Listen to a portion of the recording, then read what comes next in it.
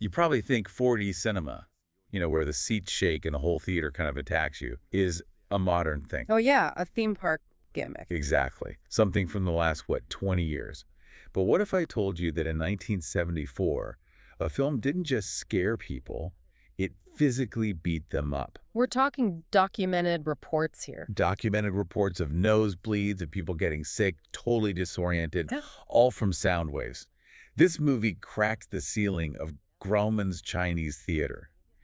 And in one pretty grim case, it killed animals in a pet shop next door, Yeah. all without a single pixel of CGI. Welcome back to the Deep Dive. We're so glad you're here with us. We are. Today, we are definitely channeling our Entre Líneas spirit reading between the lines to dig into, well, the cracks of a crumbling city. It's the perfect way to look at this because we're not just analyzing a movie today. We're analyzing a structural liability. Huh, that's a good way to put it. We're talking about the 1974 disaster epic that tried to wipe Los Angeles off the map and almost took the actual theater showing it down, too. We are, of course, talking about Earthquake. Okay, so for anyone who hasn't dug through the 70s section of a video store, give us the quick setup. What's the basic premise here? Well, Earthquake, directed by Mark Robson, is basically the granddaddy of all the city destruction movies we see today. The plot is simple, very blunt. A massive 9.9 magnitude quake just demolishes Los Angeles. A 9.9. That's almost unthinkable. Right. And you follow this big ensemble cast, Charlton Heston, Ava Gardner, trying to survive the aftershocks, a flood from the collapsing Mulholland Dam, and, society just completely breaking down. And you have to put this in context. This was the absolute height of the 70s disaster craze. It really was. You had Airport, the towering inferno. The world was obsessed with watching everything burn and fall apart. It was more than an obsession. It was a business model. Universal Pictures was terrified of television. Absolutely terrified. People were just staying home. They were watching sitcoms. So Universal needed a capital E event. Something to literally drag people off their couches. Something a tiny TV set couldn't possibly replicate. So Earthquake wasn't really born as art. It was engineered as a physical experience. Using this thing called Sensaround. Exactly. It sounds like a brand name on a blender, but the reality was, it was almost militaristic, wasn't it? This wasn't just turning the volume up. No, that's not an exaggeration at all. We have to get into the physics of it. Sensaround was developed by Sur and Vega and Universal, and the goal wasn't just to be loud. It was about frequency. Very, very low frequency. How low are we talking? We're talking about a range from 17 to 120 hertz. And 17 hertz that's barely even sound, right? It's on the edge of what humans can hear. Precisely. It's infrasound. You don't hear 17 hertz with your ears so much as you feel it in your bones in your chest. So it's a physiological thing. It is. In nature, those are the frequencies of huge threats. Avalanches, a tiger's growl, an actual earthquake. They were essentially hacking the audience's lizard brain.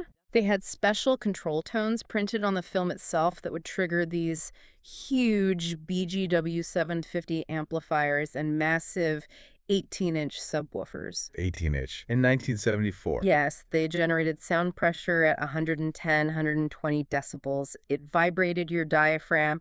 It triggered a primal fight-or-flight response before your conscious brain even knew what was happening. That sounds incredibly dangerous for a public space. Yeah. And from the stories, it seems like it worked a little too well. Oh, it did. Tell us about the premiere at Grauman's Chinese Theater, a historic landmark.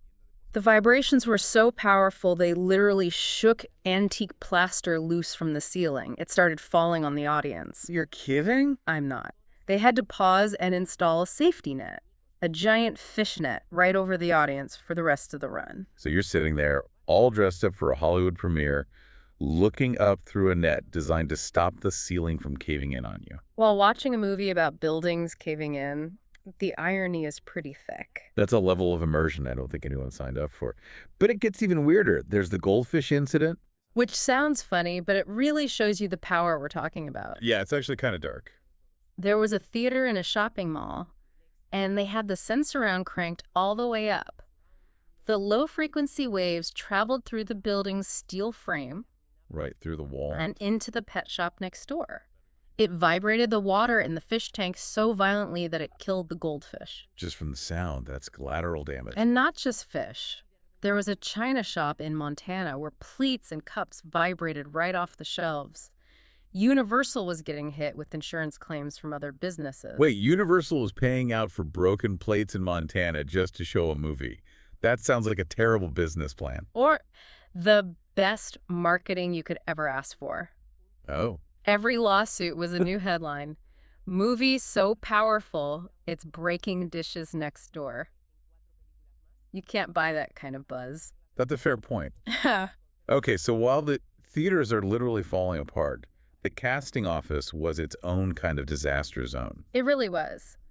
This is where the movie goes from a technical curiosity to a study in Hollywood psychology. Let's start with the family tree problem. It's just bizarre. You've got the amazing Ava Gardner playing the daughter of Lorne Greene. Right. And in real life, Lauren Green was, what, 7 or 8 years older than her? That's it. So they look like they could be husband and wife, maybe siblings, but she's on screen calling him daddy. It's so uncomfortable. It is. And then you add in Charlton Heston playing her husband. Heston and Gardner are about the same age, but the script treats her character like she's ancient, like she's completely past it. Meanwhile, Heston always is the rugged hero. Yeah, he's this virile leading man, and she's written as this nagging, fading woman. It's such a perfect, depressing snapshot of 70s Hollywood. Men got to be heroes forever. Women disappeared. Heston's character is having this very open affair with a much younger woman, and the movie basically says, yeah, that makes sense. The ego of the era, right there. But speaking of weird casting, we have to talk about the drunk guy in the bar. The Man in the Hat. Yes. I was watching it, and I swear I thought I was losing my mind.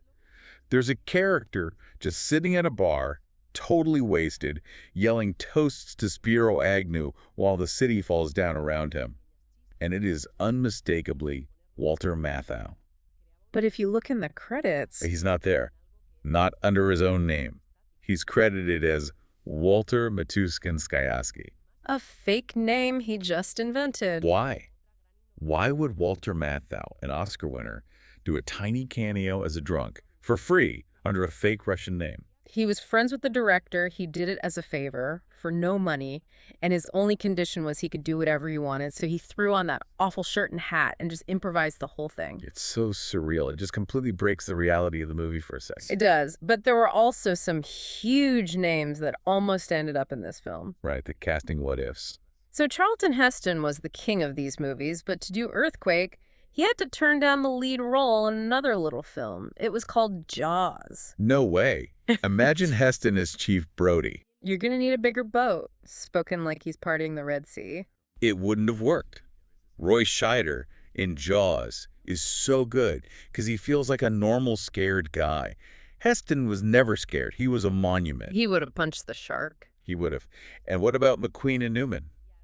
They were both approached, but they jumped ship to their rival disaster movie, The Towering Inferno. And get this, the original choice for Ava Gardner's role, Audrey Hepburn. Audrey Hepburn. That would have been a completely different movie. A very different dynamic in that marriage, for sure. The actors were stars, but let's be real, the main character was the destruction. And this is what I find fascinating, because today you just fire up a computer.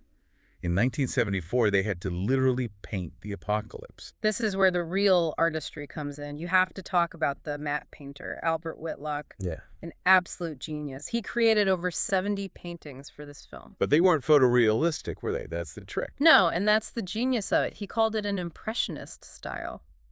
Whitlock knew that if you paint a destroyed building with perfect, crisp detail, your eye immediately knows it's fake. Because things in the distance are hazy in real life. Exactly. Atmosphere, light scatter. So he painted splotches of color, impressions of rubble. If you freeze frame it, it looks like a mess. But in motion, your brain does the work. Your brain says, that's a ruined building, and it fills in all the details for him. He's tricking your brain into being the CGI. That's a perfect way to put it. And they combine that with miniatures. But here's the cleverest part and why these effects hold up so well. They shot the miniatures outdoors. They just took the models outside. Why is that such a big deal? Because you cannot fake sunlight.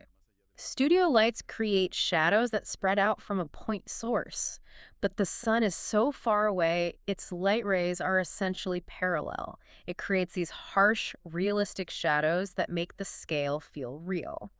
Plus, the color of the light, the Kelvin temperature, it matches the live action footage perfectly. Your subconscious just buys it completely. I love that. Such a simple, low-tech solution for a high-tech look. And then there was the shaker mount. Right. Before this, to fake an earthquake, a camera operator would just jiggle the camera. And it looked like a camera operator jiggling a camera. Exactly. For earthquake, they built a special rig, a motorized mount that violently shook the entire camera body from side to side. So the camera itself is having a seizure. Pretty much. And it creates this specific motion blur that feels much more real. It's an unstable feeling, not just a shaky one. The audience's eye is vibrating. That's brilliant. But my favorite effect is way less technical. It's the Munster cameo. A great little Easter egg. There's a scene where a gas main explodes and a house just gets blown to pieces. If you look closely, that house is 1313 Mockingbird Lane. It's the house from the Munsters. They just redressed the set and blew it up. So Herman Munster was a casualty of the big one. Universal never throws anything away. If they can blow up a sitcom set, they will. But the scariest thing in this whole story isn't the quake or the net or the dead fish. It's what the studio did 2 years after the film came out. Oh, the TV cut. An absolute nightmare. So in 1976, NBC wants to air Earthquake as a huge two-night television event. Just one problem. The movie isn't long enough. It's too short to fill 2 nights of prime time. So what do?